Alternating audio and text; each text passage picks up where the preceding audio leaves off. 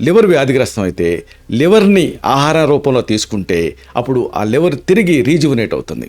అయితే లివర్ అనేది అత్యంత పోషక విలువలు కలిగినప్పటికీ కూడా దీన్ని పరిమితికి మించి అపరిమితంగా తీసుకుంటే మళ్ళీ అది విషం కింద మారే రిస్క్ ఉంటుంది.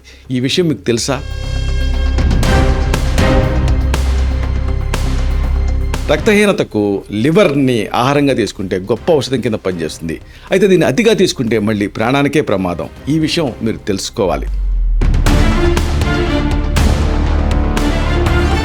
కంటి ఆరోగ్యానికి, రోగనిరోధక శక్తికి విటమిన్ ఏ అనేది ఎంతో కీలకం. ఇది లివర్లో ఉంటుంది ఆహారంగా తీసుకుంటే.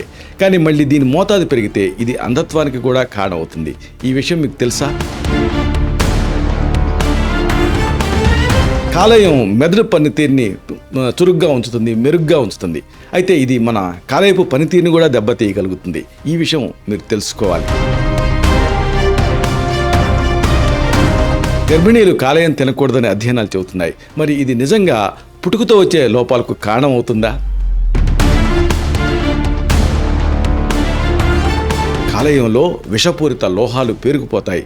మరి ఇవి మన మూత్రపిండాలని, ఎముకల్ని దెబ్బతీస్తాయా? ఈ కీలకమైన అంశాల్ని, రహస్యాల్ని ఒక వీడియోలో తెలుసుకున్నాం. దాని తాలూకు లింక్ని కిందిస్తున్నాను.